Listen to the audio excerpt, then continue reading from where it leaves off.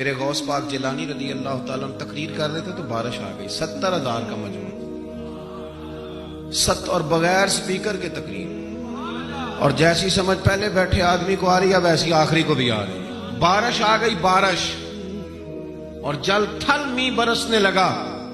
تو غوث پاک تقریر کرتے جا رہے ہیں، ہلکے بھی ادھر ادھر نہیں ہوئے، بس 2 جملے کہے، تقریر روک کے کہنے لگے اللہ تو دلوں کے حال تو جانتا ہی ہے، اگر یہ بندے میں نے اپنے لیے اکٹھے کیے ہیں تو بھگا دے سارے، اور اگر تیرے لیے اکٹھے کیے ہیں تو پھر بھی تیری مرضی ہے۔